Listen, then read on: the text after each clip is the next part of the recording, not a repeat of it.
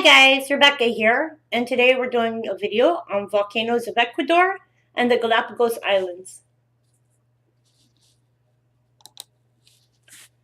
Our first is El Altar Kepak Urku.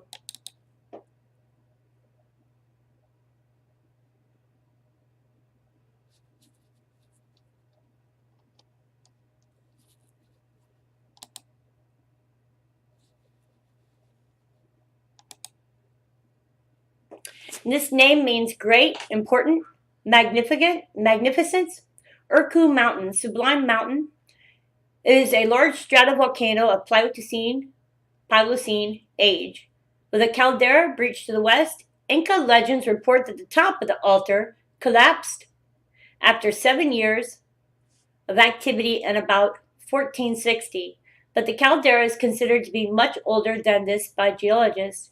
9 major peaks above 5,000 meters, or 16,400 feet, form a horseshoe-shaped ridge about 3 kilometers across, surrounding a central basin that contains a crater lake at about 4,200 meters, or 13,800 feet, known as Laguna Calans or Laguna Amarilla. We're going to see if we have any views on this one. Some of these will and some won't.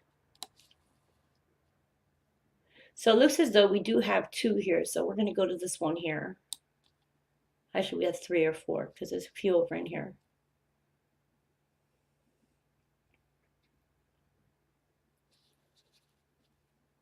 I'm going to give it a minute for it to go on here. Now, if you look up this way, this is where the crater lake is up in this area. What a view, eh? Okay, let's go to look up further. So I saw a few over in here. There we go. Let's go right over in here.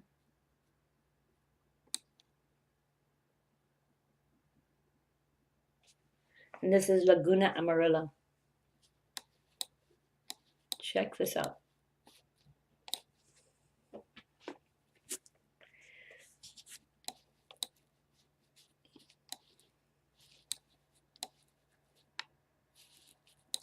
You know something, I was going to look up and see if the water is acid here or if it's actually good to go swimming in. And looks like there might be a waterfall down in that area too. Anyway, we're moving on to the next one.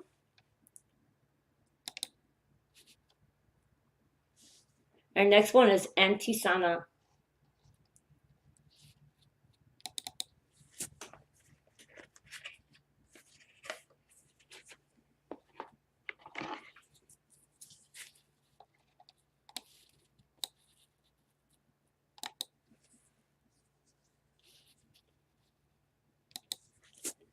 Antisana is a stratovolcano in the northern Andes in Ecuador. It is the 4th highest volcano in Ecuador at 5,704 meters tall, or 18,714 feet tall, and is located 50 kilometers or 31 miles southeast of the capital city of Quito. Antisana presents one of the most challenging technical climbs in the Ecuadorian Andes.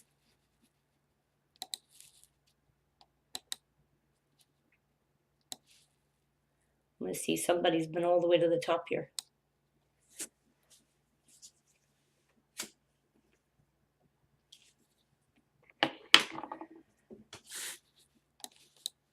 And it appears to be,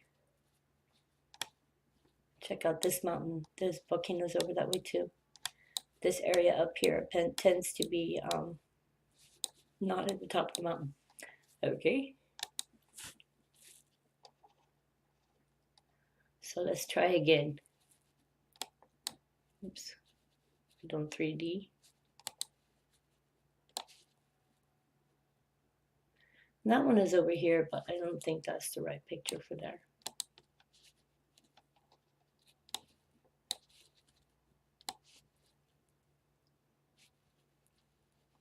And not seeing any more, so we're going to move on.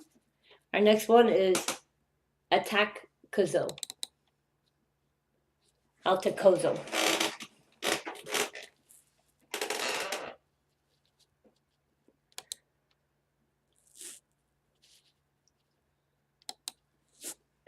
Alticoso is a volcano in western Cordillera, located 25 kilometers southwest of Quito, Ecuador. Alticoso is a stratovolcano formed by the action of the late Pleistocene to Holocene caldera. The last eruption of Alticoso was nearly 2,300 years ago.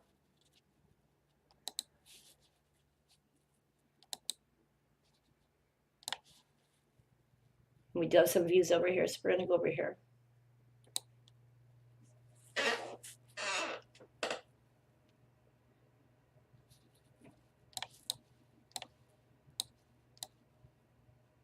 Let me see, my pen is over here. So that's over in here. And it's an amazing view. Some of these have some really awesome views to them.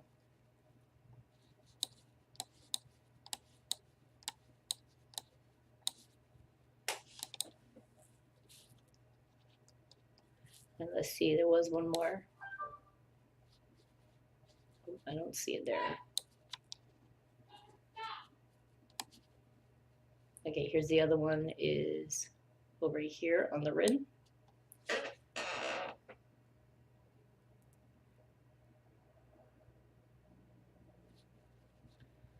So we gotta turn around. Nope. Well, we were just up on this one, I think. Maybe. Or maybe not. Anyways, this is down towards the caldera here.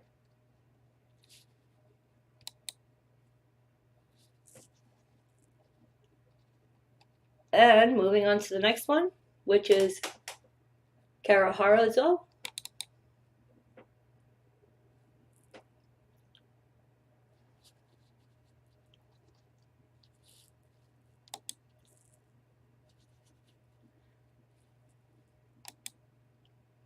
Carajazo is a volcanic caldera neighbored by Ecuador's highest mountain, Chimborazo. So you can see how big this is. This is the caldera.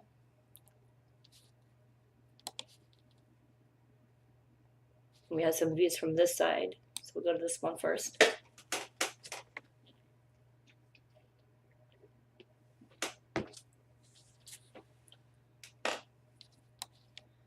You can see there is a lake over in here. Don't want to have people in there. Gorgeous, gorgeous views.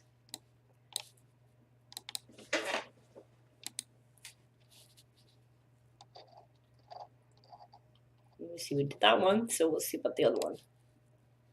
And go, well, that one's further down, so maybe it's by the lake area, because actually the lake's over here, so I'm not sure it would be that close.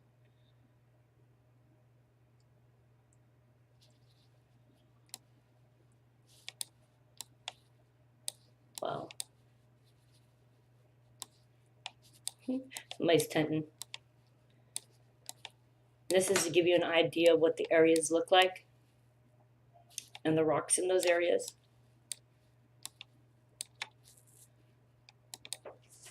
And moving on to the next one, which is Cayambe.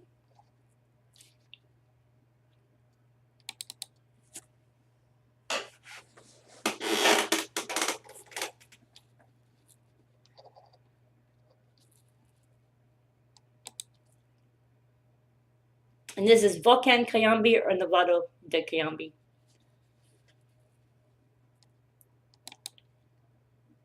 And it's a massive compound andesitic Cayambe stratovolcano is located on the isolated western edge of the Cordillera Real, east of the inner Andean Valley.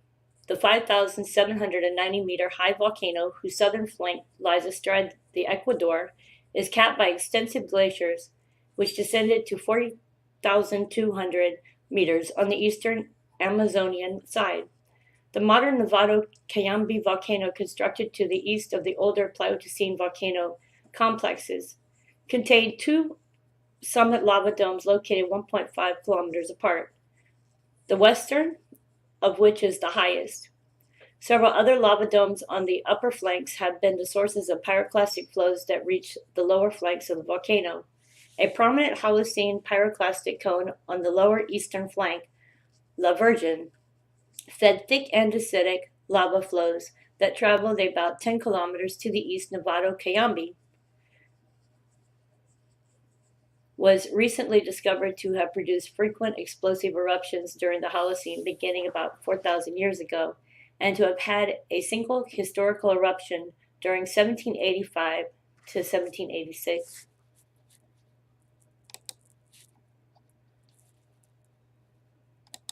We're going 2D. And always look to see if there's views on these so that we can get a view from them. And if there's not, that's okay, but I like to check anyway. There's one right over here, very small.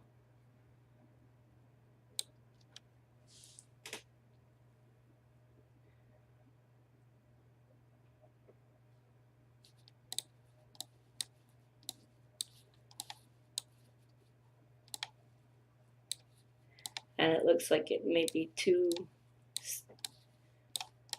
cloudy to be able to see with the fog. It looks like something was built up there.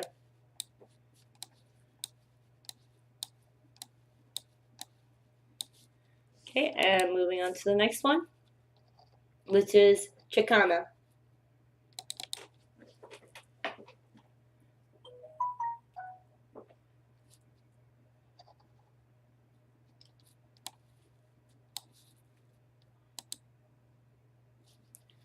This is Chicana here.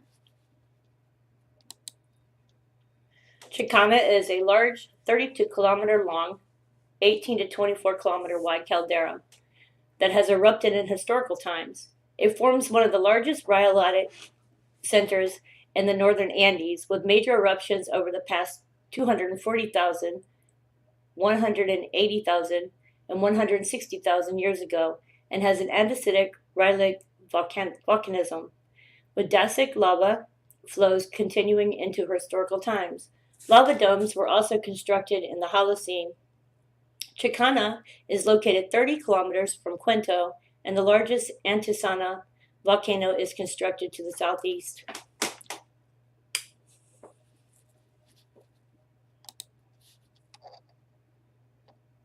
So you can see we have Sinhologa volcano over here. And this is Antisana is over here. You have Lilalo over here, Pasacoa over here, and Cerras Puntas over here. And our next one is Chile's volcano.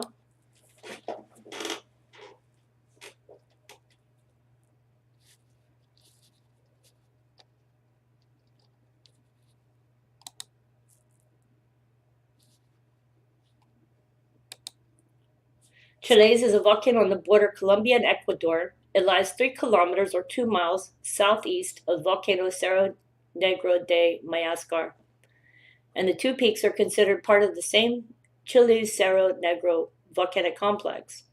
The volcanoes, together with the combo, are andesitic in rock type.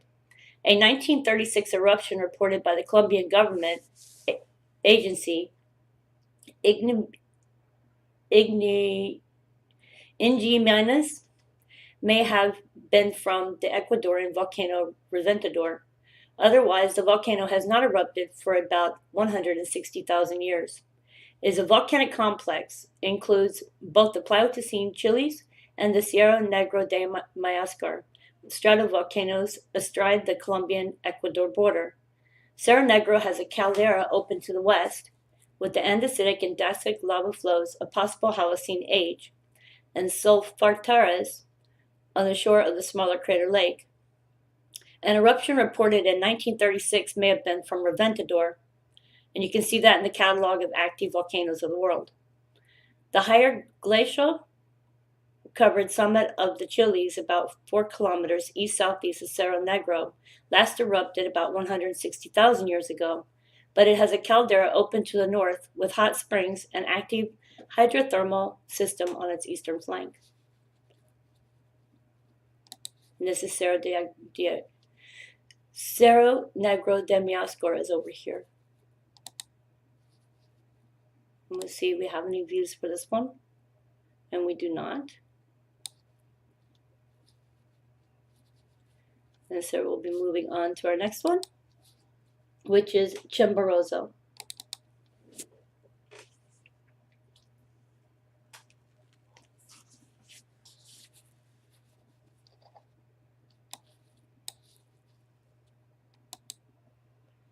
And you can go horseback riding over here.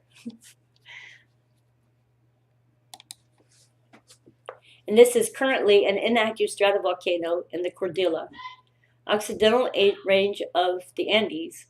Its last known eruption is believed to have occurred about 550 CE. So let's see if we got any views for this one. Oh, we have quite a few. Let's go to the very top. And remember, this is Chimborazo. And this is at the very top here. Oops, we're trying to get away from people. You can see people.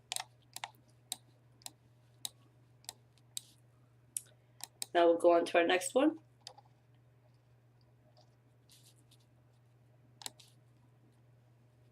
See if we can get a view from over here.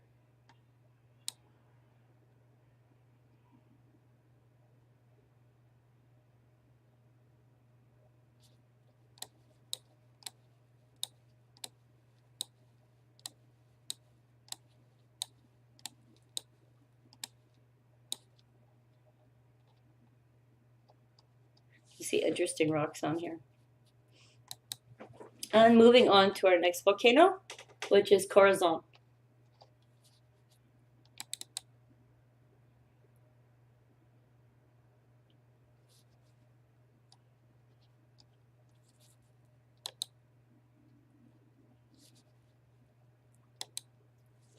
Corazon is an inactive, eroded stratovolcano of Ecuador. It is situated about 30 kilometers southwest of Quito in the western slopes of the Andes.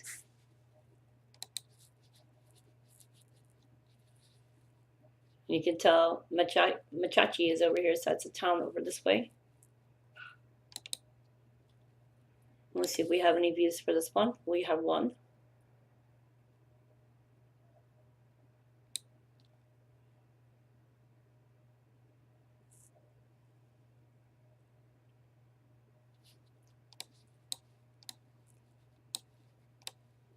Wow, check out that view. You want to check out the people. You can see the other volcano is over here.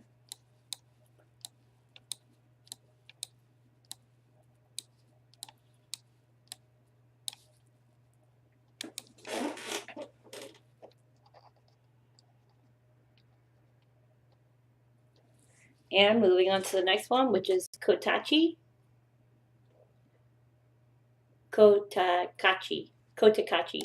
volcano. Sorry, guys, I'm still learning the pronunciation here.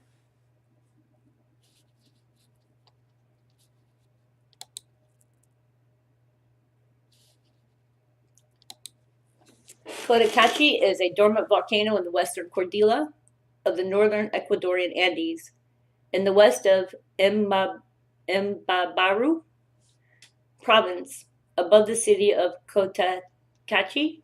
It has a summit elevation of 4,944 meters and is 16,220 feet above sea level, and its highest elevations are capped with snow. Let's see if we have a view on this one. And we do not. So we're moving on to the next one, which is Cotopaxi.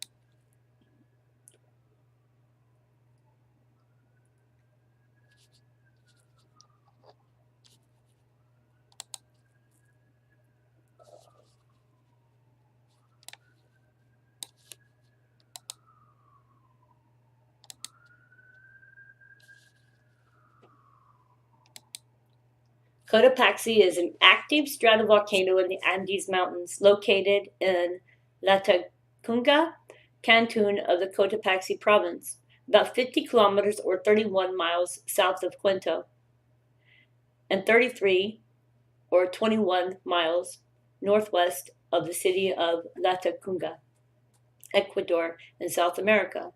It is the second highest summit in Ecuador, reaching a height of 5,897 meters or 19,347 feet.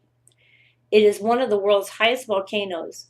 Since 1738, Cotopaxi has erupted more than 50 times, resulting in the creation of numerous valleys formed by lahars, mudflows, around the volcano. The last eruption lasted from August 2015 to January 2016. Cotopaxi has been officially closed for climbing by authorities until it reopened on October 7th of 2017. So let's back up a little bit. I want to show the view here. You can see this is a pretty big volcano. Let me get 2D and see if we can get a view for this one. And there is one right up in here at the crater area, so we'll see.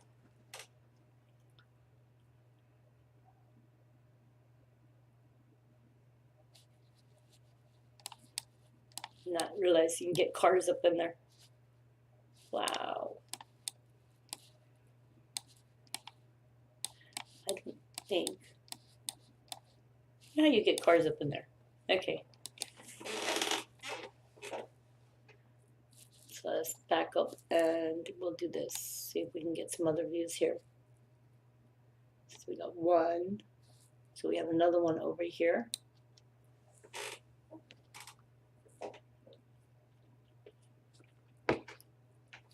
Oops. No peoples. Try to get the views without the peoples. This has to be from the bottom area.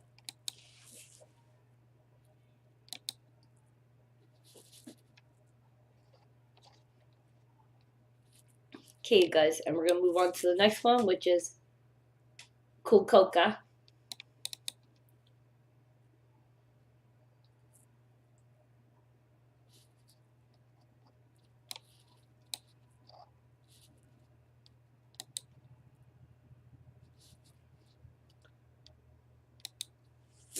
Kukoka, it means Lake of Guinea Pigs.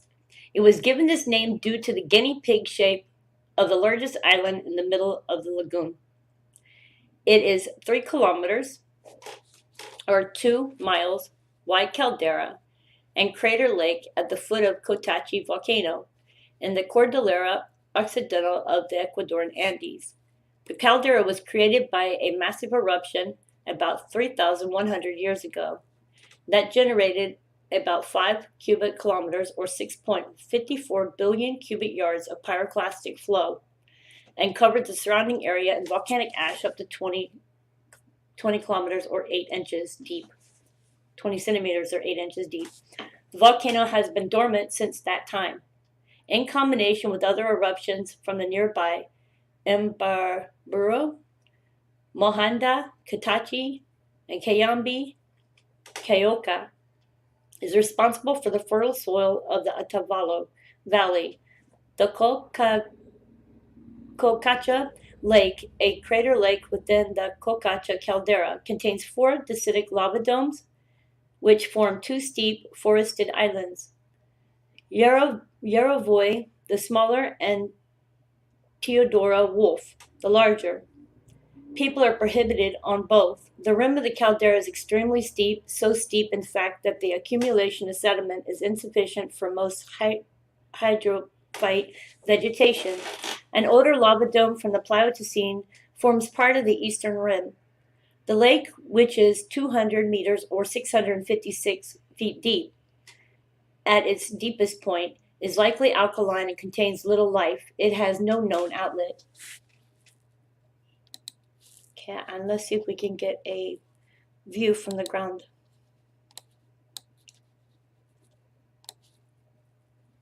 Oh, yes, we can. So we'll get one close up if we can here.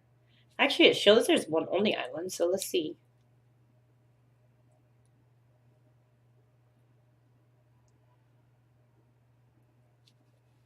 I don't think that's on the island. I think those are the islands out there. Anyway, here's a view. These are the 2 islands that people are not prohibited on. And then you can see how steep the walls are. There's a path there. That is a beautiful view.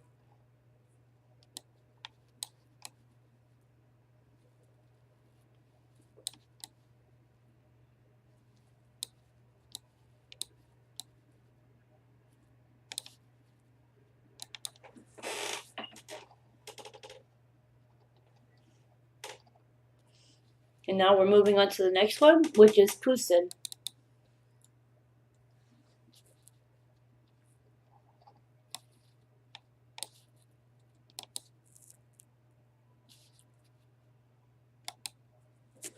Pusan is a Pleistocene stratovolcano with a caldera open to the northwest.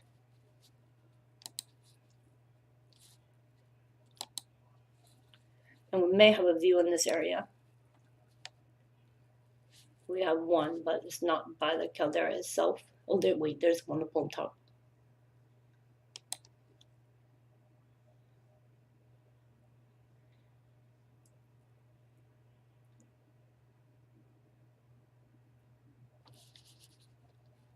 And not much view. We can see it's very cloudy.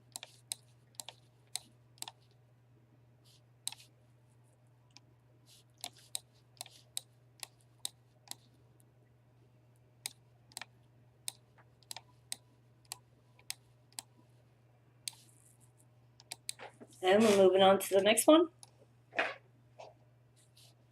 which is Ilinitsa.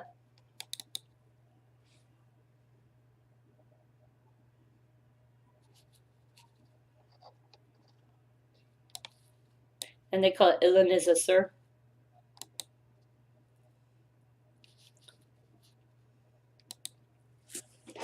And this is a pair of volcanic mountains that are located to the south of Quito, Ecuador. They're located in the Ilinazas Ecological Reserve. These twin mountains are separate by a saddle that is about 1 kilometer long.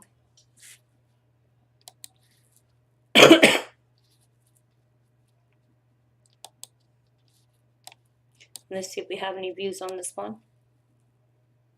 We do. We're going to go right in between them.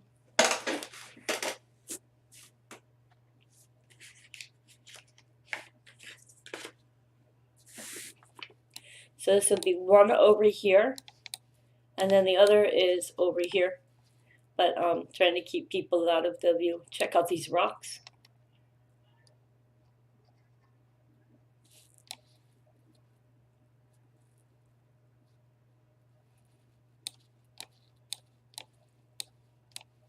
You're like way up in the clouds here. This is really cool.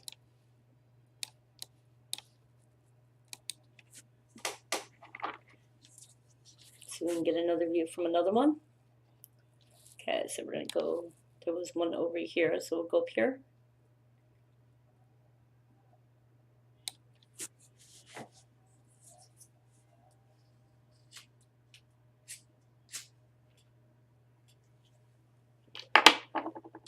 Hey, look, Ma, I'm on top of the mountain.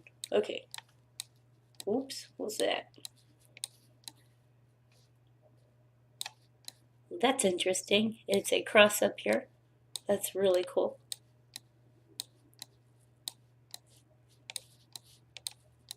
And lots of clouds. So we're on top of this one volcano over here.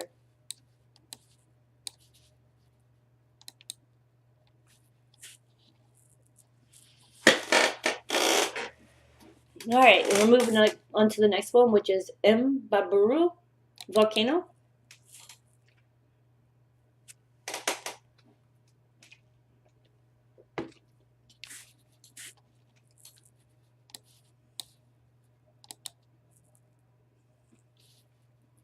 Mbaburu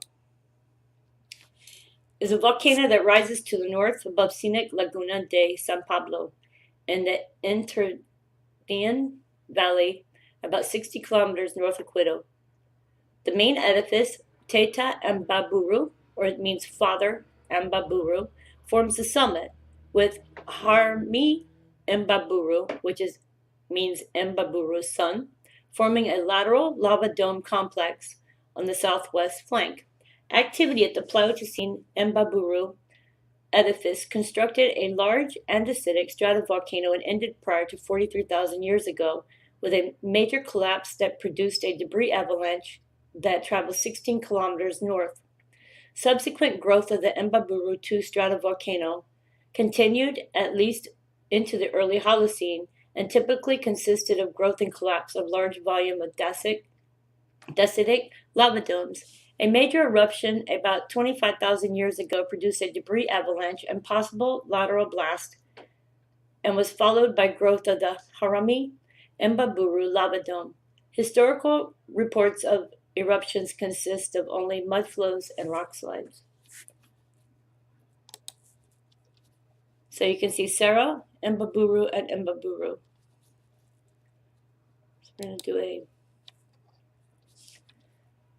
3D here. Let's see if we have any views on this one. We do. We have one right over here. I don't know where that's going to take us to. Yay! Right up on top. Whoa. Oh, wow. Check out these views. Check out the sunset over there. This is one gorgeous view. Okay, now we can look down in here.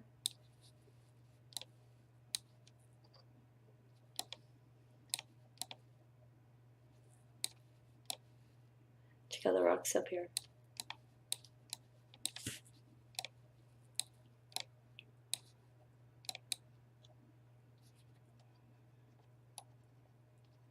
And you guys, moving on to the next one,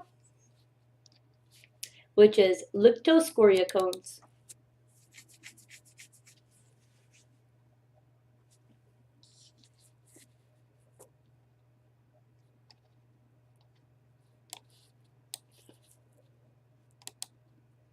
Now you can see they're here and here.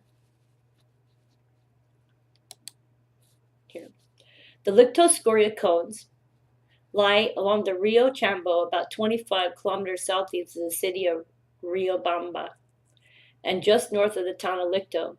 These three basaltic andesite to andesitic cones form the southernmost area of the quaternary volcanism in the Interradian Valley of Ecuador.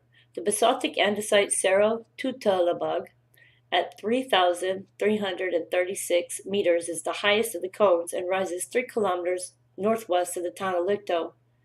Loma Bellavista, 2 kilometers northeast of the town, is a 3,113 meter high andesitic scoria cone.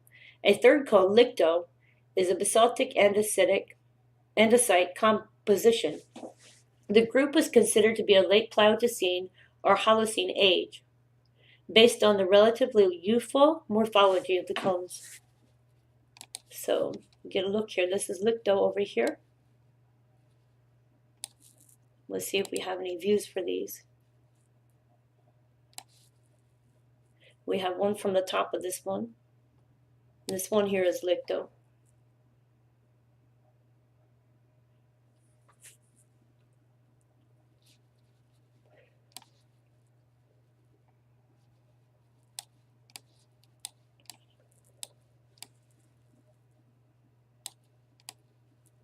I think that's by airplane, maybe.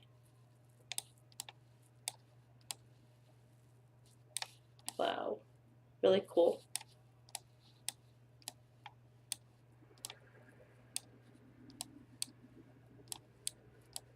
And there's the other one there.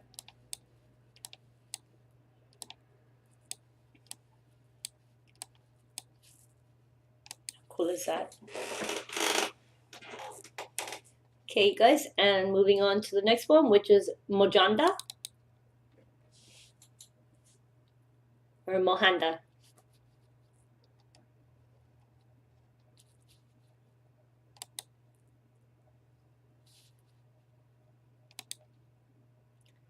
Is an inactive stratovolcano at the eastern cordillera of the Andes in northern Ecuador, a summit caldera, which was produced by an explosive Plinian eruption that marked the end of the Mohanda activity 200,000 years ago. It's occupied by 3 crater lakes, Caricua, the largest, Yanacucha, and Huarmicucha. Having received protected status in 2002, they are the popular tourist destination and are about 20 minutes taxi ride from the largely igneous town of Otavalo. Mahanda is a complex of two volcanoes which were active simultaneously. The volcanic vents are only 3 kilometers apart.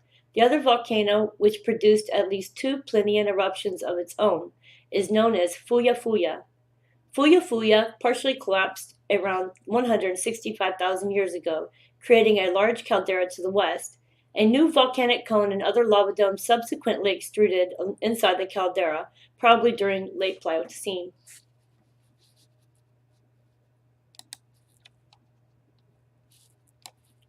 So we can look here, and this is Lago San Pablo is here.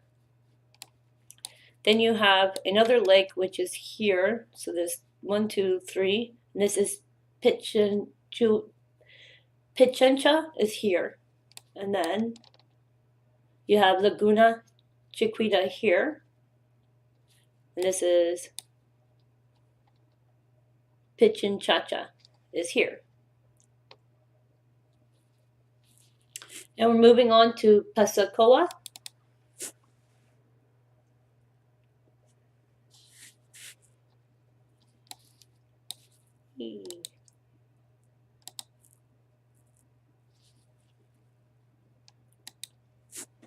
Pasacoa is an extinct volcano located in Bamba River Basin in the Ecuadorian Andes. The current mountain's form is a collapsed crater with a semicircular shape. This structure emerged approximately 100,000 years ago due to an eruption which destroyed the crater and occidental slope of the previous volcanic cone. We'll see if we have a view on this one.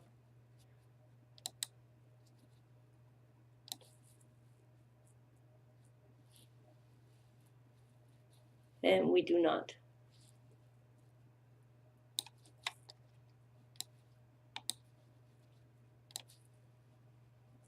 We have none up in it.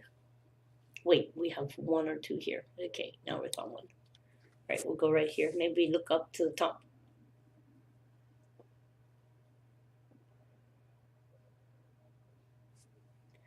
Probably have trees. Ah, it's trees. No. Okay, well, you guys were in the bushes.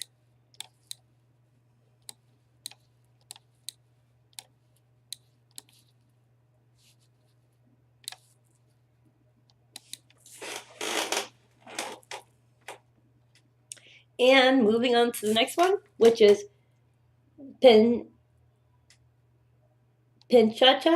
volcano.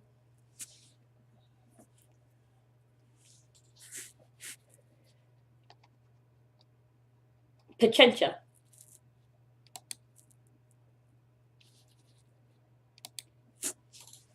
Pichincha is an active stratovolcano in the country of Ecuador, whose capital, Quito, wraps around the eastern slopes. The 2 highest peaks of the mountain are Wawa, Pichincha, and it means, that word means Quechua, Wawa, or child baby, small, so it means like a small baby.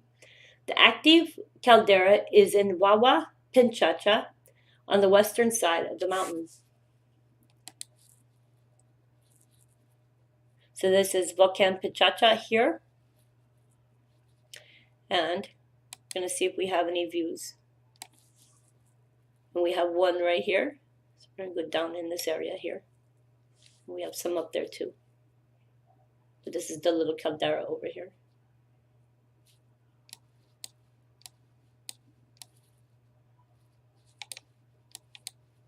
Some of the views are not as good as I would hope they would be. Okay, so move on and look at the next one.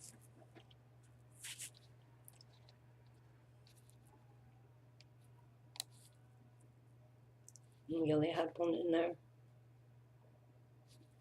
So we'll go up on the ledge area.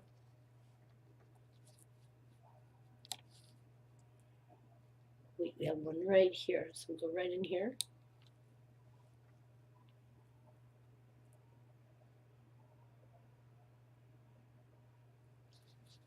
So this is looking towards the top here.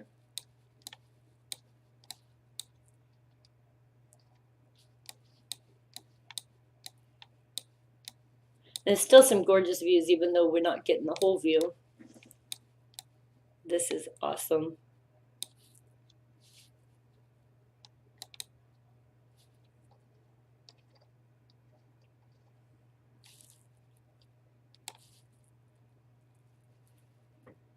We'll go up here.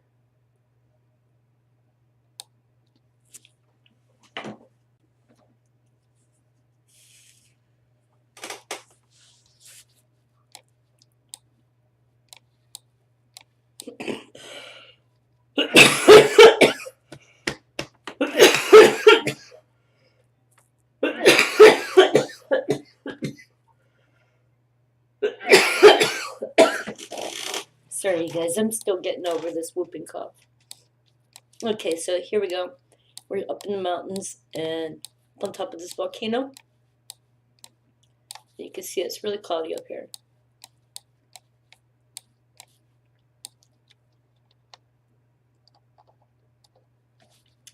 And we're moving on to our next one,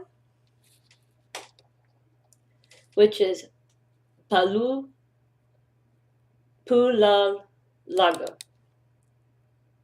Palulaga. Palulaga.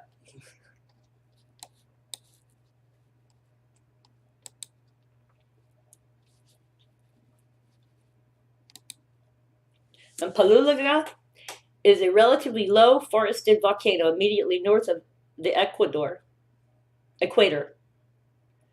So it's immediately north of the equator, about 15 kilometers north of Quito. The volcano contains a 5-kilometer wide summit caldera, narrowly breached to the west, and partially filled by a group of dacic lava domes. Older pre-caldera lava domes are found on the east, southeast, and south sides of the caldera, with a group of younger pre-caldera lava domes primarily on the east side. 4 post-caldera domes rise up to 480 meters above the caldera floor. Large explosive eruptions producing pyroclastic flows took place during the late Pleistocene and Holocene. Caldera formations took place during a series of eruptions lasting 150 to 200 years, beginning about 2,650 radiocarbon years ago. The latest dated eruption occurred from post-caldera lava domes about 1,670 years ago and produced lava flows and pyroclastic flows. And I don't know if there's a view for this one, but we can see there is one over in here.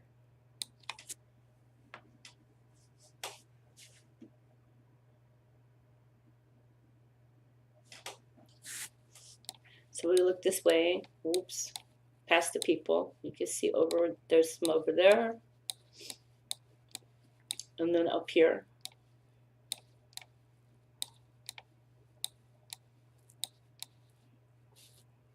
Oh, we're not trying to look at people. Okay, I'm moving on to the next one. Our next one is Quiliatoa.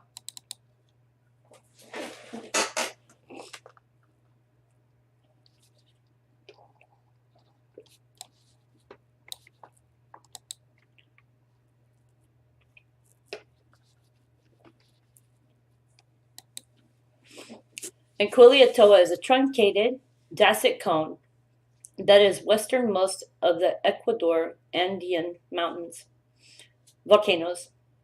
It is located at the margin of the Western Cordillera, 35 kilometers west-northwest of the city of Latacunga, and contains a 3-kilometer wide caldera with steep-sided walls that rise 400 meters above the surface of the 200-meter deep caldera lake. More than half dozen lava domes form a circular array along the caldera's perimeter. This small volcano has produced 8 major explosive eruptions during the past 200,000 years. Its most recent major eruption, about 800 radiocarbon years ago, produced voluminous pyroclastic flows, lahars that reached the Pacific Ocean, and one of the largest airfall tephra deposits of the northern Andes. Formation of the caldera was followed by extrusion of small lava dome. Reports of historical eruptions from the caldera lake are somewhat ambiguous. Fumaroles are present on the lake floor and hot springs occur to the eastern flank. Cool. Okay, so let's see if we have a view for this one. Ooh, we have some in the lake, so let's go down in here.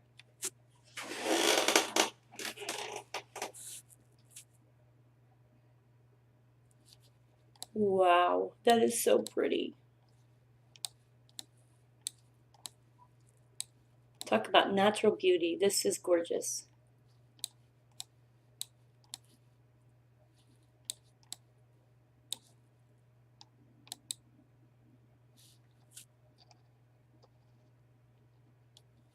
And we're moving on to Reventador.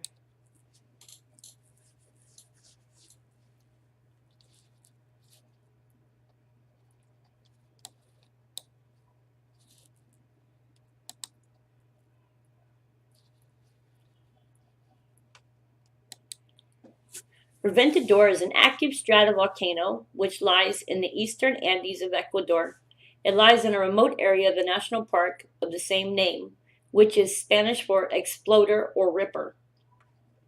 Since 1541, it has erupted over 25 times. Although its isolated location means that many of its eruptions have gone unreported, its most recent eruption began in 2008 and is ongoing as of July 4th, 2017. The largest historical eruption occurred in 2002. During that eruption, the plume of the volcano reached a height of 17 kilometers, and pyroclastic flows went up to 7 kilometers from the cone. And I believe it just erupted recently again. Let's see if we had any views on this one. Sometimes we do, and sometimes we don't. And there's no views for this one. And we're moving on to the next one.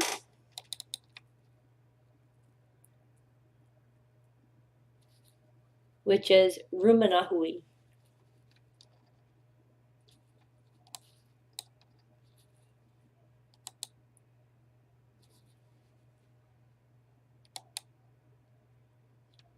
And it is up here, so it's right here.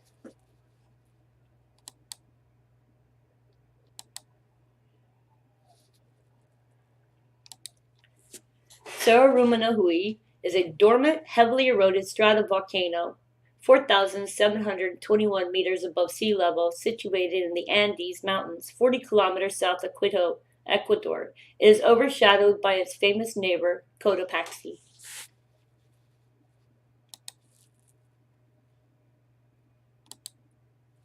Let's see, we have any views here.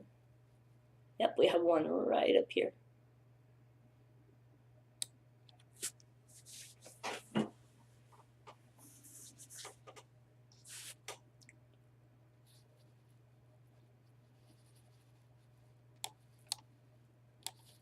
No people.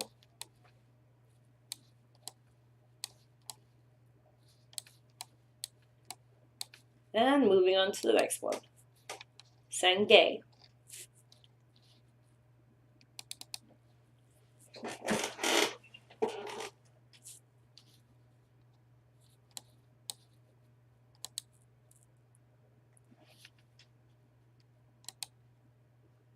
Sangay is an active stratovolcano in Ecuador. It is the most active volcano in Ecuador, despite erupting only 3 times in recorded history. Because of the eruptions that started in 1934, it is still ongoing.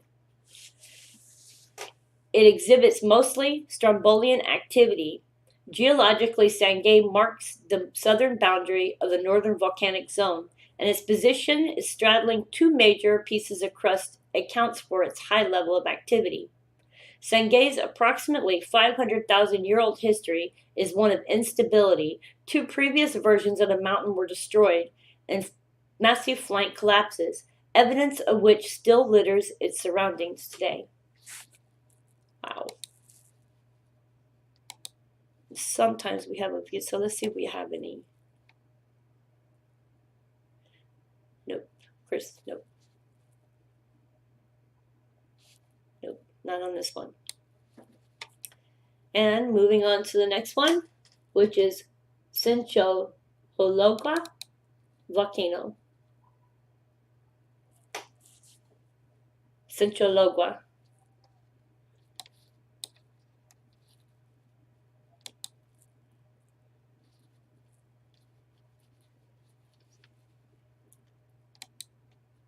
Sinchologua is an inactive volcano located in Ecuador, 11 miles northeast of Cotopaxi volcano and 28 miles southeast of Cuento.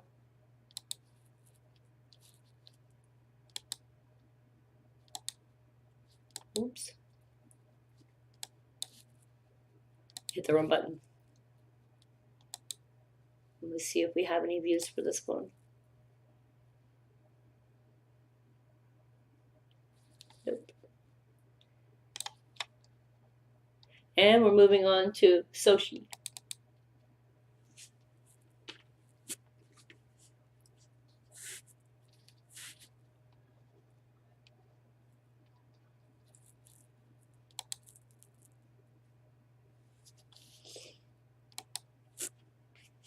Sochi is a 12,976-foot dacic volcano in Ecuador and is located on the northern end of the secondary volcanic chain.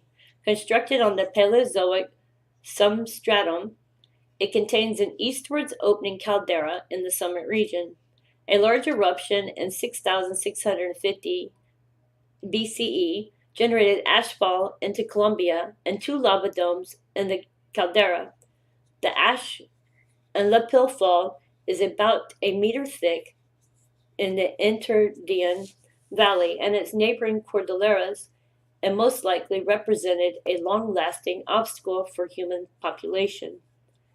Earlier eruption events involving a lava flow was subsequently offset by the fault zone named the Cayambe Chingual Fault by 110 meters, occurring 9.67 kABP, and another involving a pyroclastic flow was dated at 37.22 plus or minus 0.63 kABP. So this is Sochi here.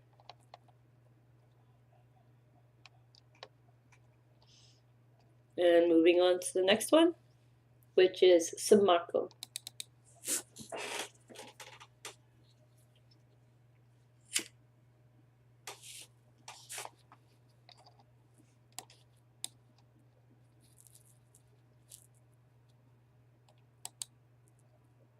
This is Volcan Samako here. I'm going to try to give you all a different view this time so you can see the volcano better. There we go. Okay. Samako is a symmetrical, isolated stratovolcano that is set off from the main Ecuador volcanic axis. Its rocks are very distinct from those from most Andean volcanoes because of its lack of andesitic composition, in favor of basanite and phonolitic rock. Samako is heavily forested and contains a small cone on its broad crater summit. An historical eruption occurred around 1895, plus or minus 30 years ago. So let's see if we can do 2D, and we have any views here. And we do not have any on this one.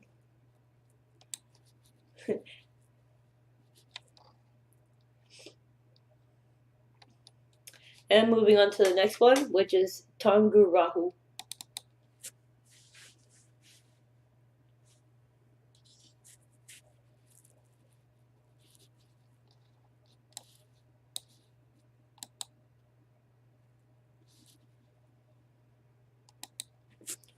Tungurahua is an active stratovolcano located in the Cordillera Oriental of Ecuador. The volcano gives its name to the province of Tungurahua. Volcanic activity restarted on August 19, 1999, and is ongoing as of 2013, with several major eruptions since then, the last starting on 1st of February 2014. filed.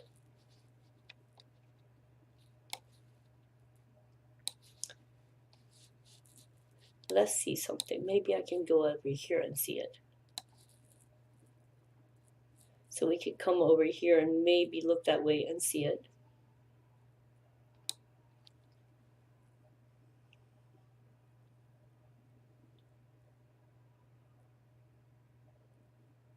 Well, I don't know what that was. So if we're looking over here, maybe we can look back in that way, but I can't see it from there. Okay, guys, I'm in the wrong spot to look.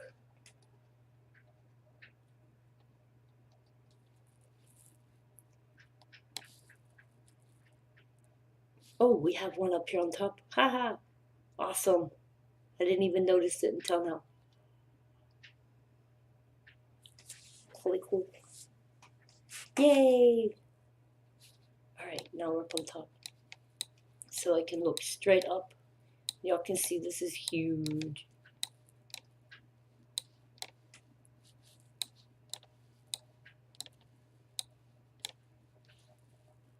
Check that out. It's like a cave back in there.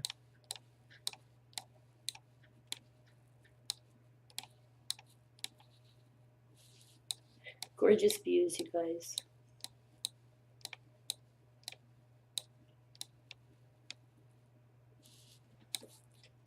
And moving on to the next one.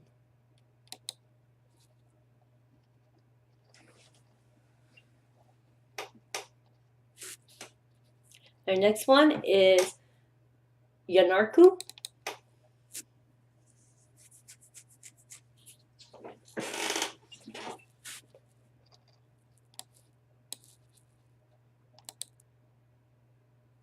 I don't know, those look like rocks down there.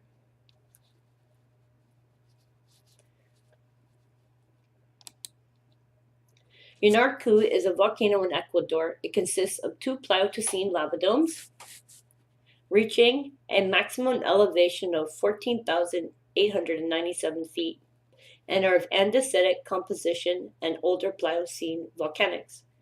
In local folklore, Yanarku is said to be the offspring of the nearby mountain deities Mbaburu and Cotacachi, and is small. So this is Cotacachi over here. And they're not very big. Our next one is Iguan.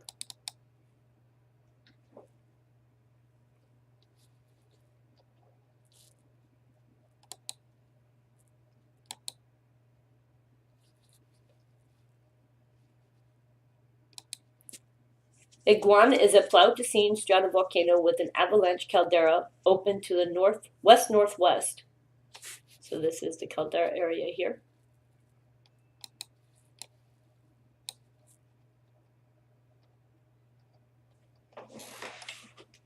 And moving on to the next one, which is Chitazan, which is right over here. Chitazan is a Pleistocene stratovolcano.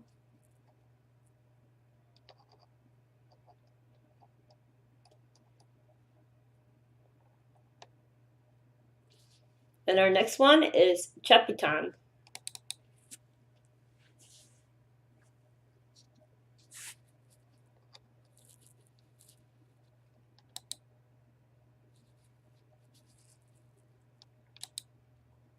Chapitan is a caldera, and it is a Pleistocene age. It's a single potassium-argon date of 2.0 million years ago has been obtained. And there's not much more to say about it.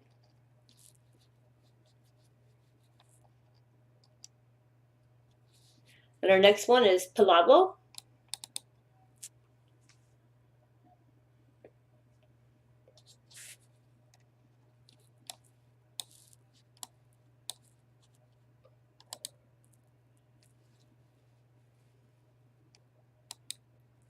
Palavo is a Pleistocene stratovolcano. Notice this one is very small.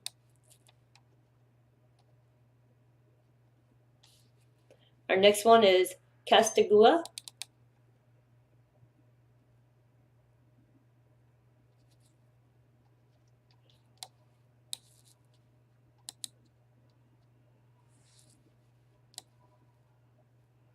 Actually, let me do this again. You can see there's a town down in here.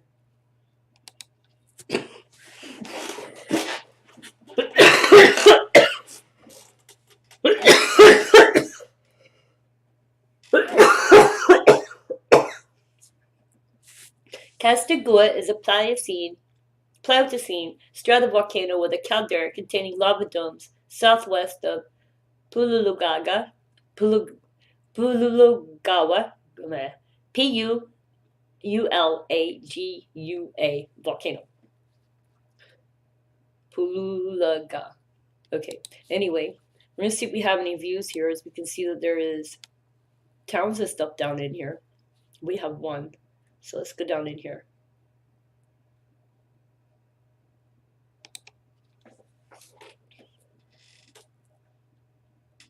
Oh, that didn't go there.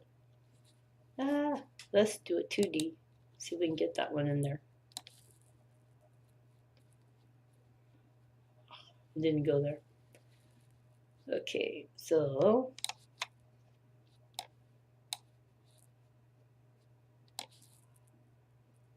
I know there's one right there. I can see it. So let's see if we can get to it. Here we go. Yay, I think we're on top of this.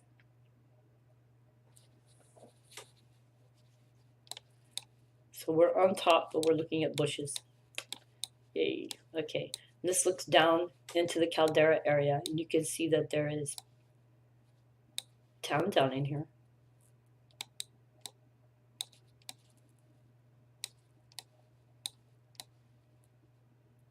Wow.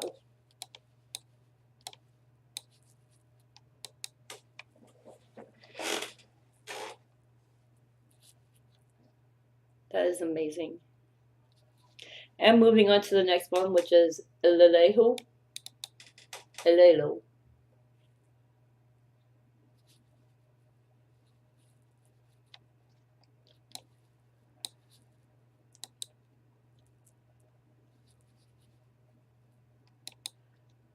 Lelo is a low eroded Pleistocene stratovolcano immediately southeast of Quito.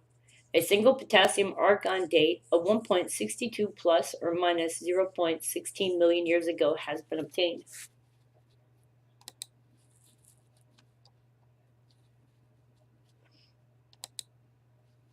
Let's see if we get any views here. We have one.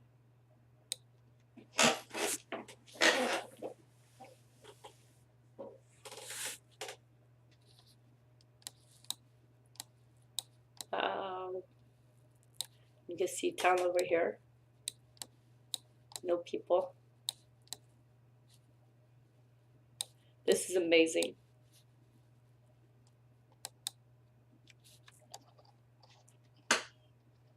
And moving on to the next one, which is Santa Cruz.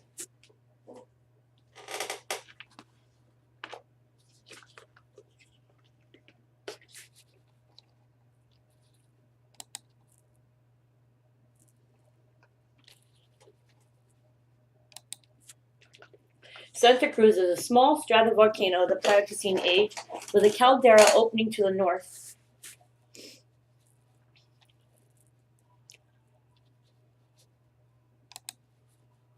Let's see if we have any views for this one.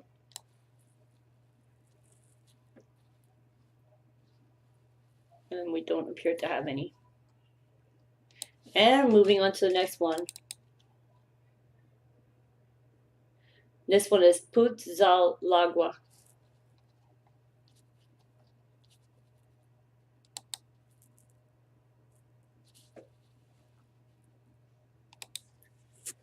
Putzalagua is a Pleistocene lava dome near Latacunga.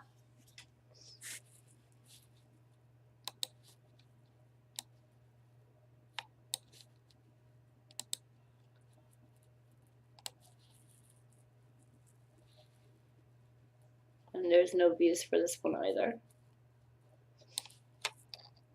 So we're moving on to the next one, which is Limpy.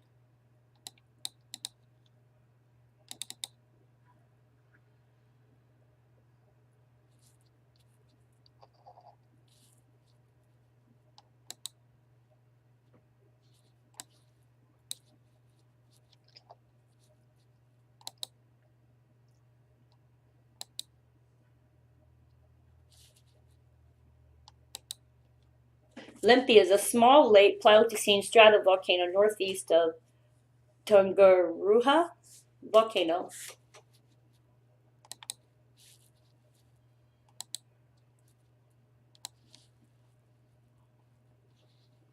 And I don't know, maybe we can get a view over here.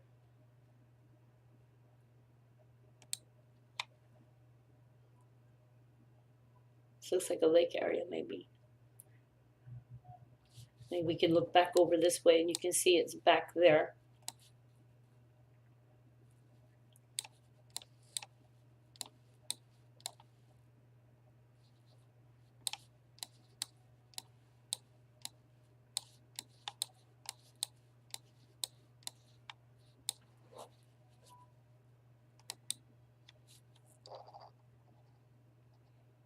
So we just got a view from this area right here. Our next one is Igulata.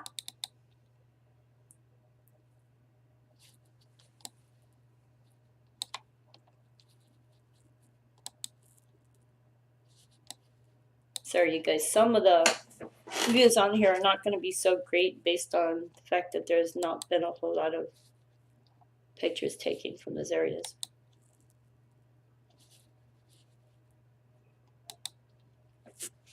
Igulata is an eroded Pleistocene stratovolcano between Chimborazo and Tangaroa volcanoes. So it's the small one here. And this is in the Chimborazo province. So let's go. We can see it's here. This is Sangai, Kapapurku over there. Our next one is Chalupas.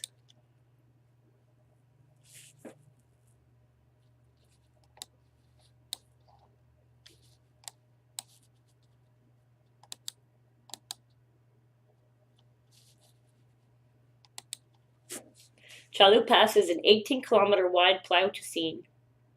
Chalupas caldera is a source of about 90 kilometers. Chalupas enigbrae, the largest known in the northern Andes during the Quaternary. The Pleistocene Quilladana stratovolcano is located within the caldera. The youngest intra-caldera lava flows are unaffected by glaciation. So we can move back and see this is a caldera area here. So this is Chalupas caldera. And this is the small volcano here in the middle. I don't know if there'd be any views on this or not, so we're going to see. We have 1, 2, or 3. Here we go. Well, let's go over here and we'll look.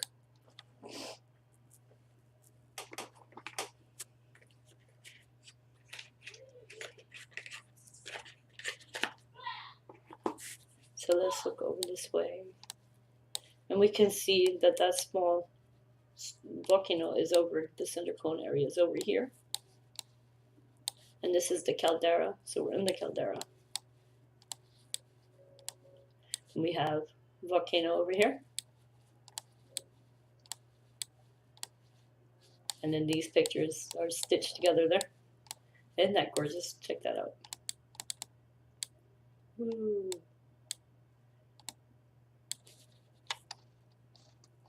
And moving on. Our next one is Aliso.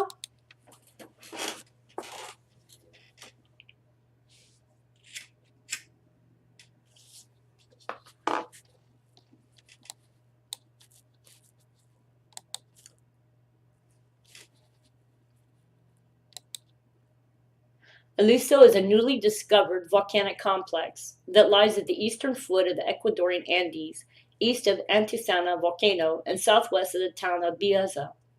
The largely unexplored complex contains an arcuate summit ridge on the west of the older andesitic lava flows and tundra-like vegetation and rhyolitic and dacic lava domes in the wet cloud forest environment on the lower eastern flanks.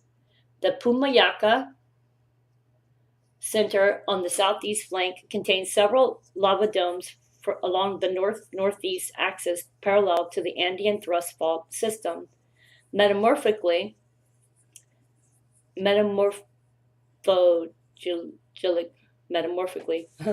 young andesitic lava flows occur along the flat-topped ridge of the Biaza town. The Pamuyaku center erupted pyroclastic flows deposits of late Pleistocene and Holocene age. One pyroclastic flow deposit was dated at about 440,000 years before present, and a pumice lapilli layer overlies a ceramic-rich cultural horizon thought to be about 2,000 years old. Wow.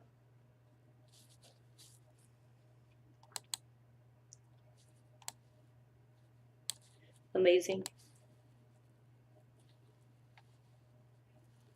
We don't have any views on this one, so we're moving on to the next one, which is Puyo.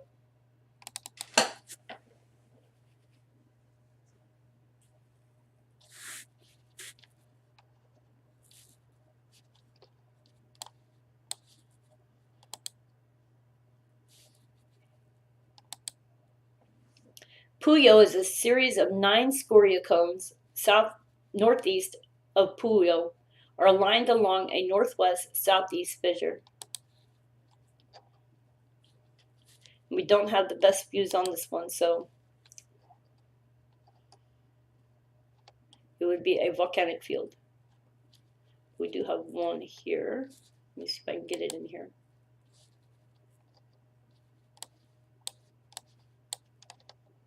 The tongue here.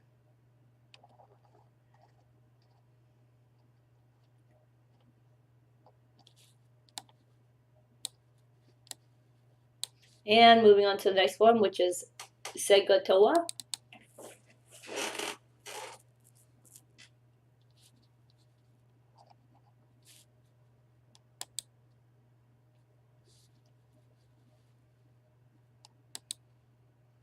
Segatoa is an eroded Pleistocene stratovolcano with flank cones.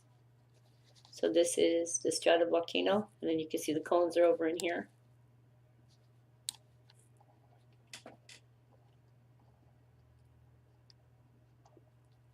And our next one is Capay.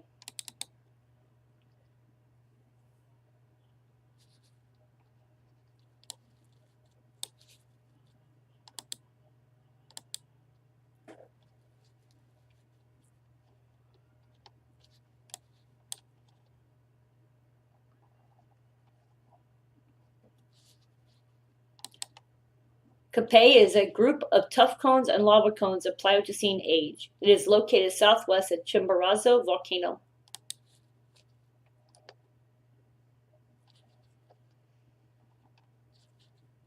So let's see here.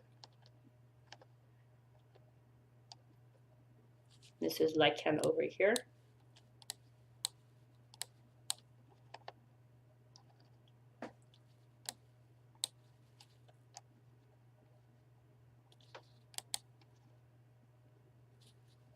One, two, three.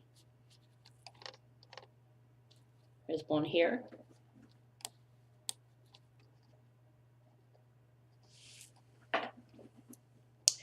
And moving on to the next one, which is Cerro Puntas.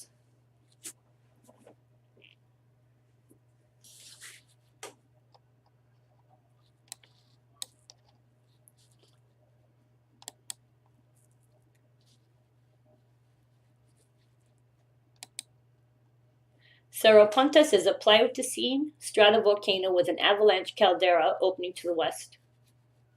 So you can see it's open here.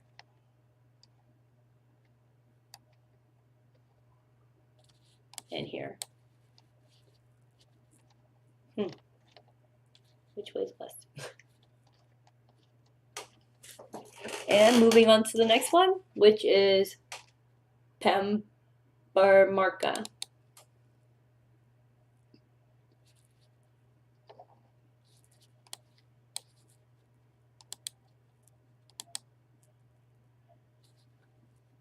And it's this area here. Pambamarca is a Pleistocene stratovolcano with 2 lava domes on the southeast flank. So that's these ones here. And now we're moving on to Galapagos Islands. And we're going to start with Alcedo volcano.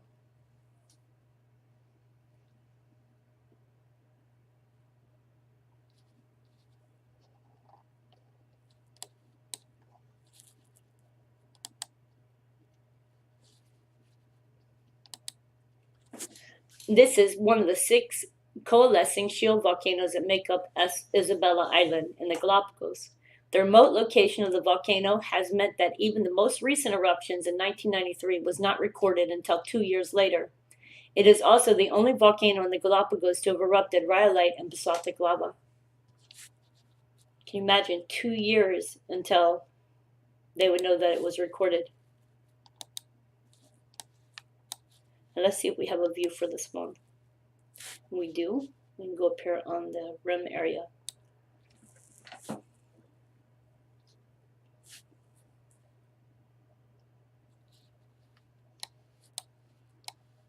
And this is the caldera here, so no, it's not very good for view, but that's the caldera here.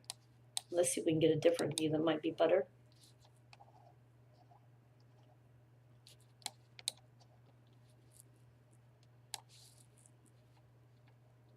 We'll go over here.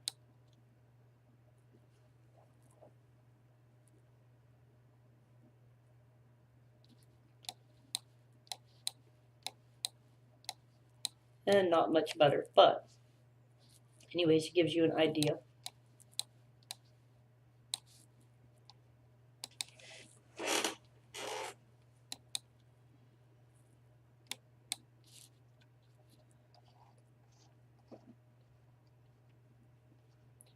And moving on to the next one, which is Serra Azul.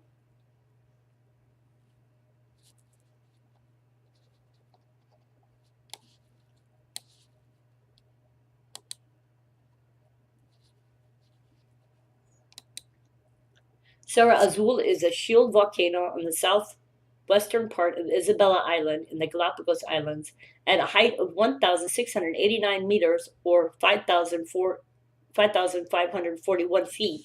It is the second highest peak in the Galapagos, and due to its topographic prominence over 1,500 meters or 4,921 feet, it is categorized as an ultra.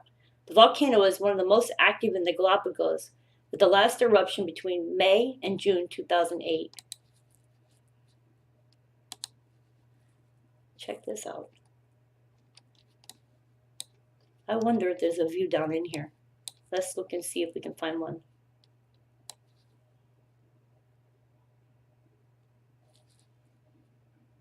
And I don't see one.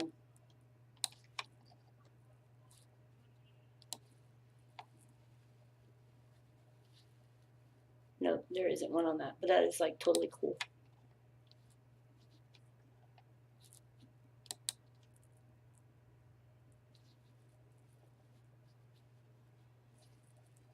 And moving on to the next one, which is Darwin.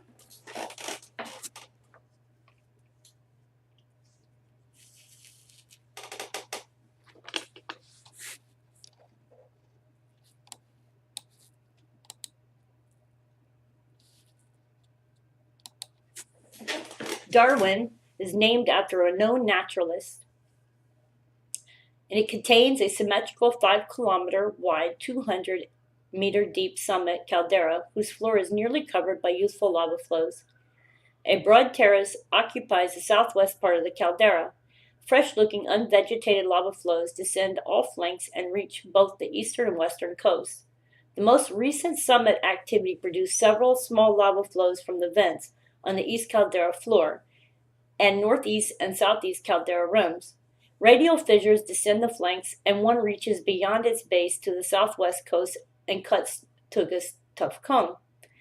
The sheltered anchorage of the Tugas, cove beaches, and the southern side of the cone was visited by Darwin and other noted visitors. This prominent tuff cone and its neighbor, Beagle, are located on the southwest flank coastline and were prominent during Darwin's geological studies of the Galapagos Islands. That's really cool history right there. Okay, let's see if we have any views on this one. And we don't seem to.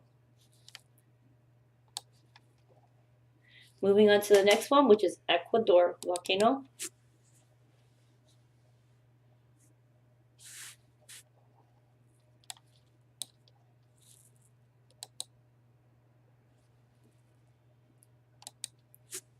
Ecuador volcano straddles the equator at the northwest end of Isabel Island.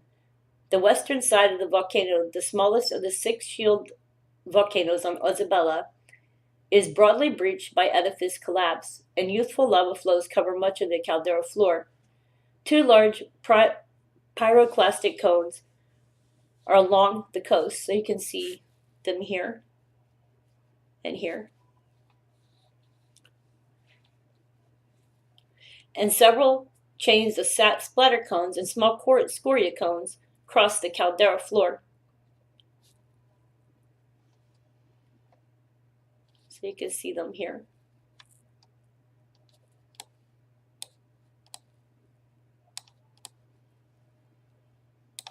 This is one of the cinder cones over here. Oops. A number of young lava flows reach the coast from Cape Berkeley, west of the large, youthful-looking tuff cone, extending from the outer eastern flanks of the main edifice in a line northeast trending, fissure-fed vents that connect Volcan Ecuador, also known as Cape Berkeley Volcano, with Volcan Wolf. Volcan Ecuador is the only Isabela Island volcano without historical eruptions. However, the youthful morphology of its most recent lava flows resembles those of very recent flows on other Isabela Island volcanoes. So let's see, do we have a view on this one? We have one, and it's over here. So let's see if we can look from the outside. That would be interesting, at least. We're down on the beach here. Okay, so this is on the outside of this volcano. So it's on the other side of here. And it's still interesting to look on the outside, even if we can't look on the inside.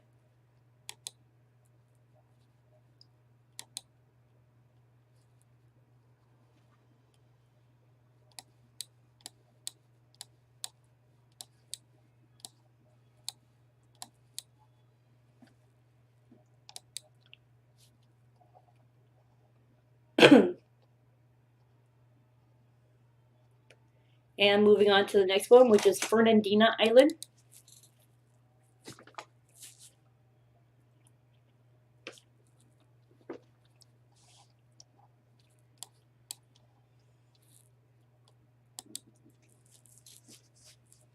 And this is Volcan La Cumbre. This is the 3rd largest and youngest island of the Galapagos Islands. Like the others, the island was formed by the Galapagos hotspot. The island is an active shield volcano that has been erupting since April 11, 2009.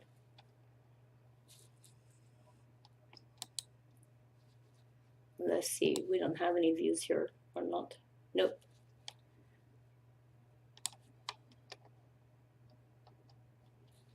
Our next one is Florina.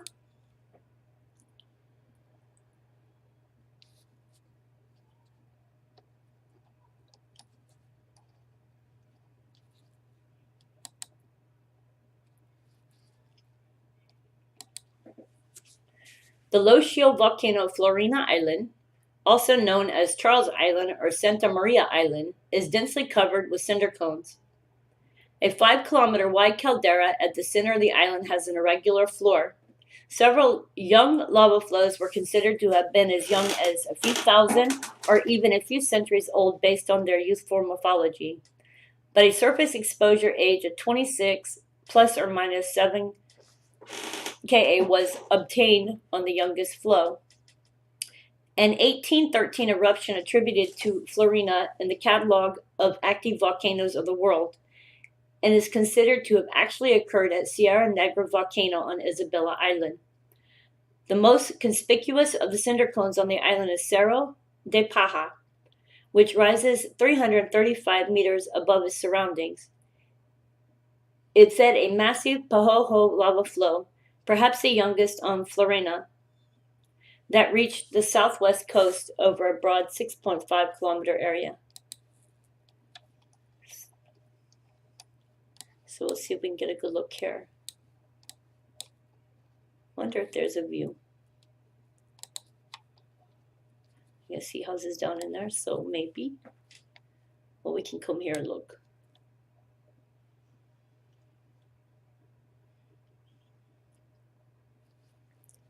So we can see one is over here. What does that sign say?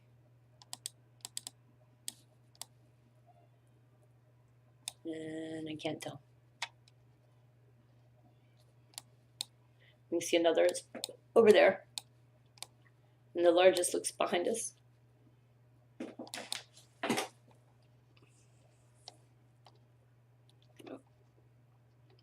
And moving on to the next one, which is Galapagos Rift.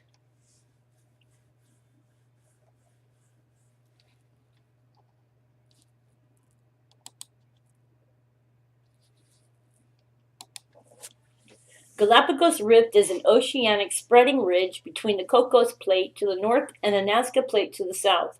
A large area of hydrothermal vents along the crest of the ridge east-northeast of Galapagos Islands was discovered in 1977. The location listed here is the position of the Clambaki vent, which was surrounded by very youthful sediment-free flows of basaltic sheet lava.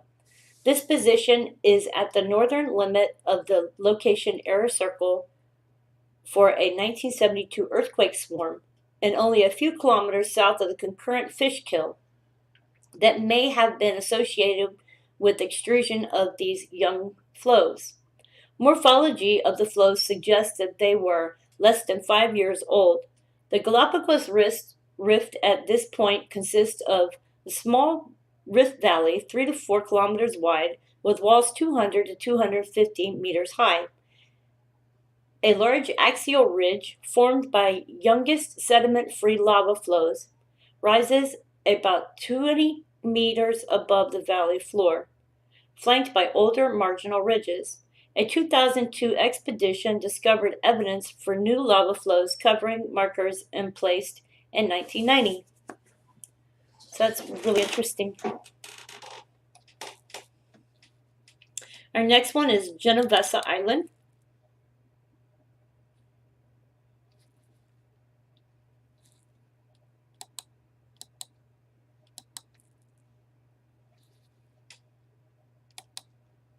Genovesa Island is named after the Italian city of Genoa, in honor of Christopher Columbus, referred to in English as Tower Island. It is a shield volcano in the Galapagos Islands in the eastern Pacific Ocean. The horseshoe-shaped island has a volcanic caldera whose wall has collapsed, forming the Great Darwin Bay. So this is the Great Darwin Bay here. Surrounded by cliffs, Lake Arcturus, filled with salt water, lies in the center. So that is here. And sediment within this crater lake is less than 6,000 years old. Although no historical eruptions are known from Genovesa, there are very young lava flows on the flanks of the volcano. So if you can see, this is Lake Arcturus over here, and Darwin Bay is over here. And let's see if we have a view.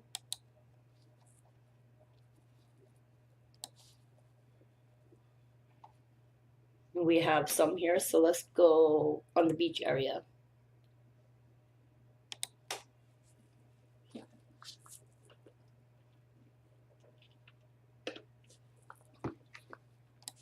How gorgeous.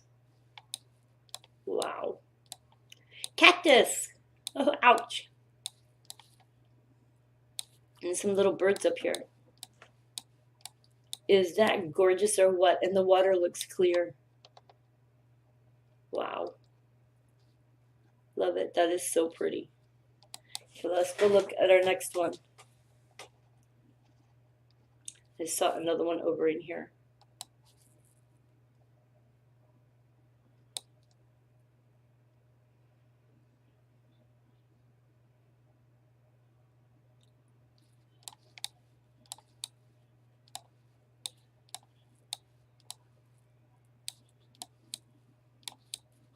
Nope, guess that didn't go that far.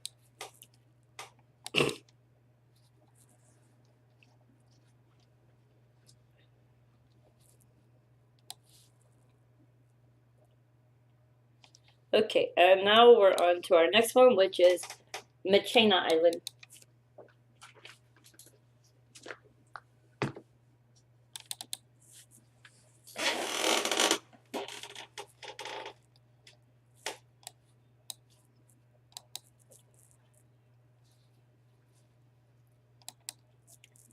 Machena Island comes from the Spanish monk Fray Antonio de Marchena.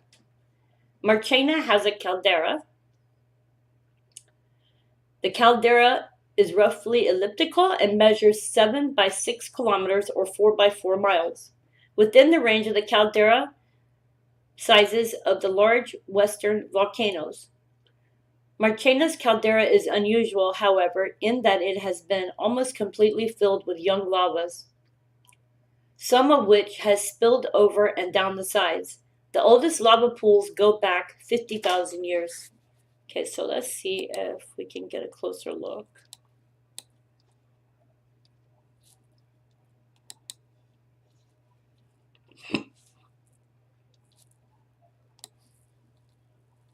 I don't have any closer looks here.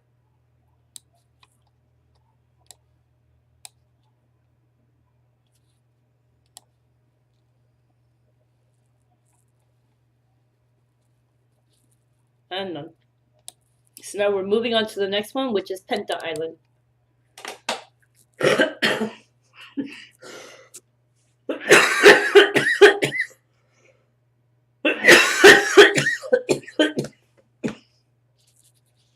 You guys have to excuse me. I'm sorry. This cough has come back to me with a vengeance. Okay, this is Penta Island. And this elongated island of Penta Island, the northernmost of the active Galapagos Islands. Penta is a shield volcano with an extensive underwater footprint originating from north-northwest trending fissures.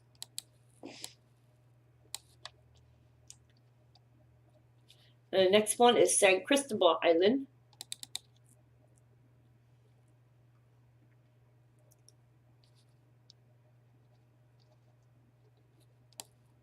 We'll back out a little bit so we can get a view.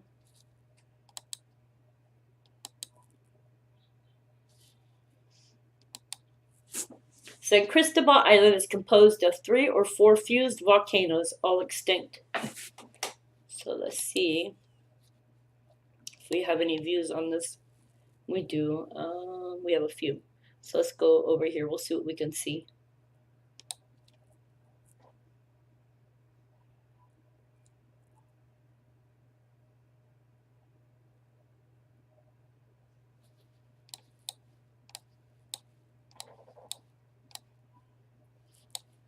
People. Buildings. I like buildings.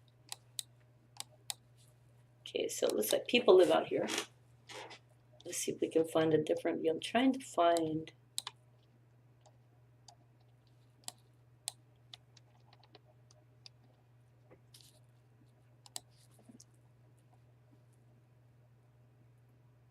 Let's go over here.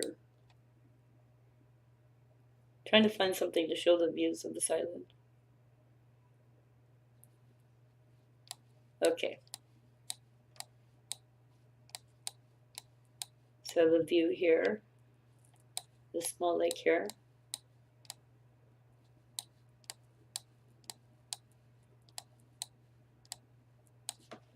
And moving on to the next one, which is Santa Cruz Island. And this is a biological reserve over here.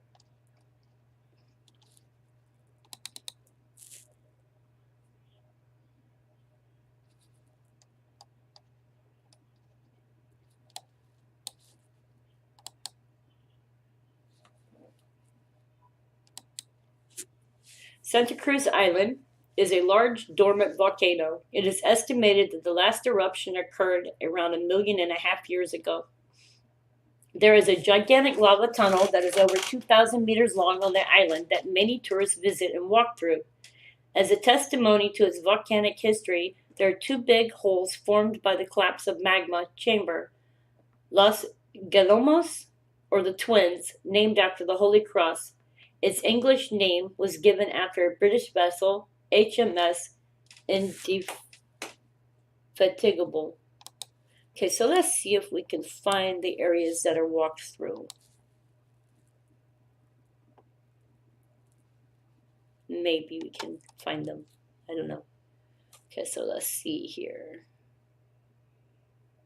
What's Sarah Dragon? We'll go over here first.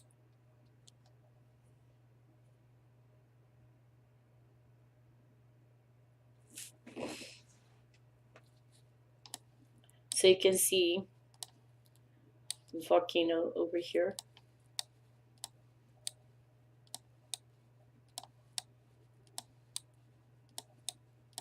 So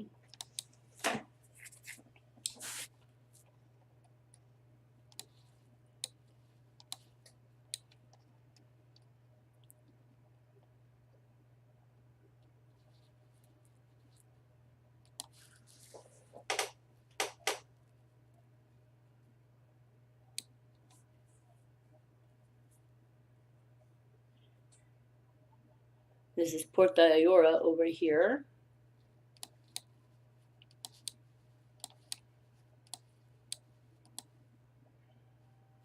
Really, really pretty. Okay. I'm going to have to look and see if I can find where those are at and if there's any walkthrough pictures.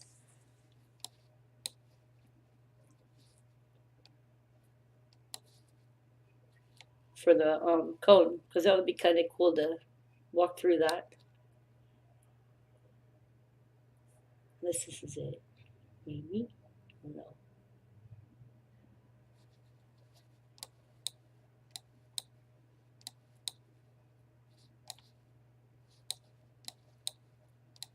That's really pretty.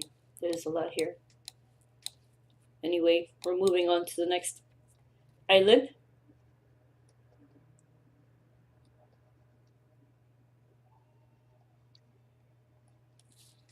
And that's Santiago Island, which is next door.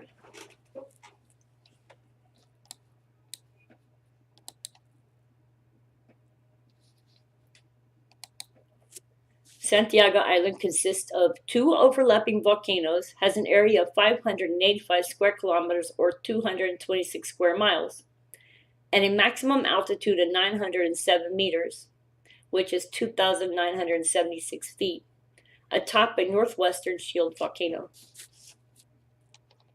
So we're going to come down this low.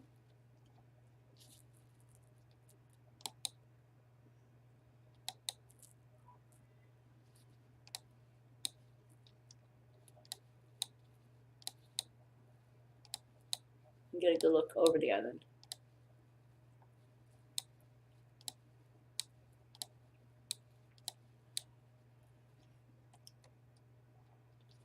Check these out.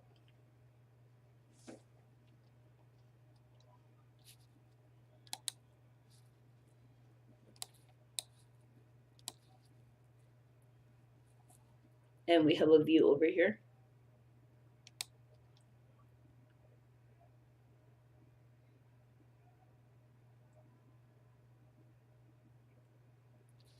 So you can see the cones are over here.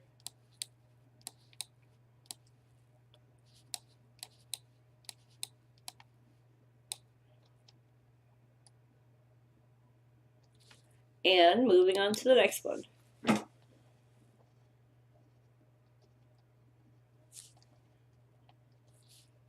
Serra Negra.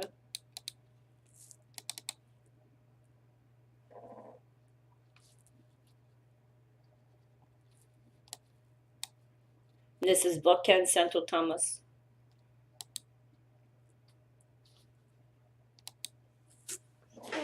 The name means Black Mountain. It is a large shield volcano on the southeastern end of Isabella Island in the Galapagos that rises to an altitude of 1,124 meters. It coalesces with the volcano Serra Azul to the west and Alcedo to the north. It is one of the most active of the Galapagos volcanoes, with a most recent history eruption in June 2018. And I think I have the wrong information on this one. Sorry, you guys. This is Volcan Santo Tomas over here.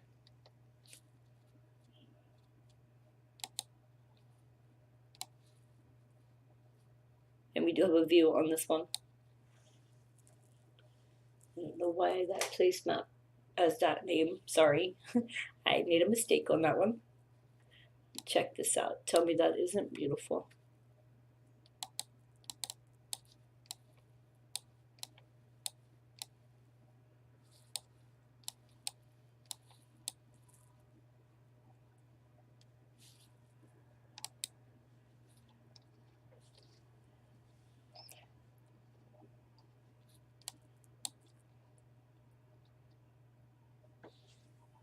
This is Cerro Azul over here and Acedo Volcano over here.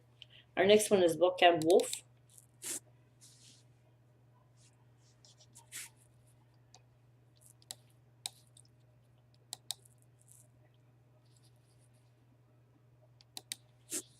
Volcan Wolf is a shield volcano with a characteristic upturned soup bowl shape. Wolf reaches a height of over 1,700 meters. The caldera is 6 by 7 kilometers and has a depth of 700 meters. Only Cerro Azul has a caldera of a similar depth in the Galapagos.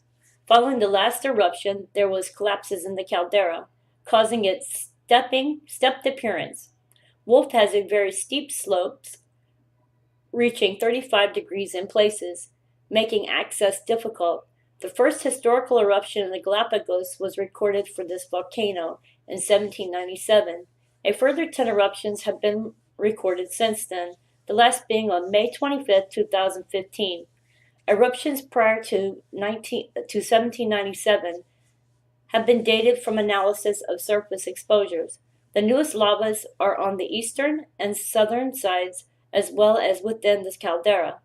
Lava flows from Wolf are unusual for a mid-ocean island and also differ from the two volcanoes next to it, Ecuador and Darwin, and other volcanoes closer to the center of the plume.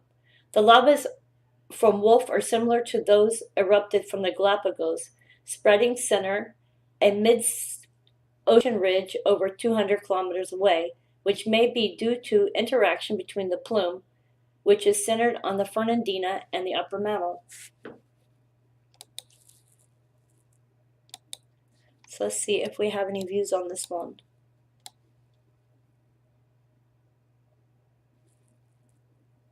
And we don't. But it would have been cool if we did. Anyway, moving on to the next one, which is Culpeper.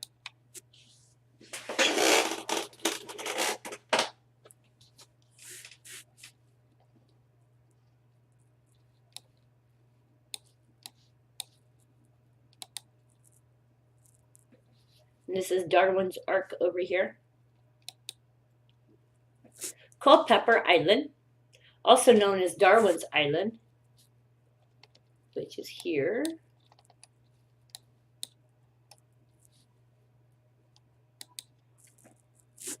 Is a small flat-topped island encircled by cliffs that lies northeast of the Galapagos platform.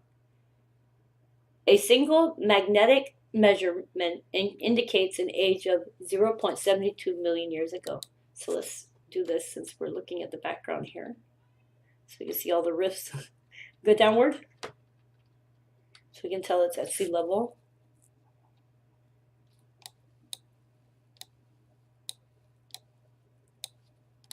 It's really cool looking at it at this angle.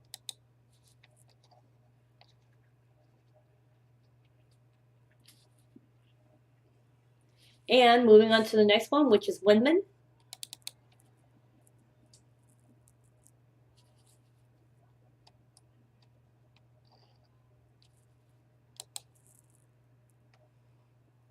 Or Isla Wolf. Windman Island, also known as Wolf Island, and 3 nearby smaller islands are eroded remnants of shield volcanoes. The western part of the island and the small low western island may represent caldera-filling lava lake deposits. Remnant magnetism of the two samples is reversed, indicating an age between 2.47 and 0.72 million years ago. A date of 1.6 plus or minus 0.07 million years ago was obtained from the Wolf Island. So this is Wolf Island.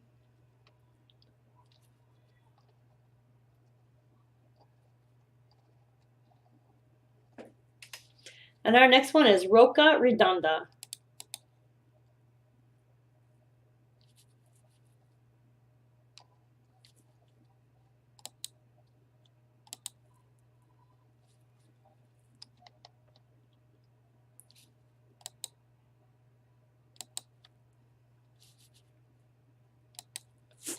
Roca Redonda is a tiny flat-topped inlet of Roca Redonda. Only 50 by 100 meters wide, is the remnant of a large shield volcano north of Isabella Island. Shallow submarine fumaroles are present around the island, and a single archon dating of essentially zero age, 53 plus or minus 54,000 years ago, was obtained.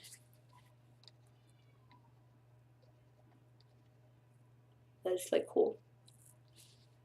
And our last one is Santa Fe.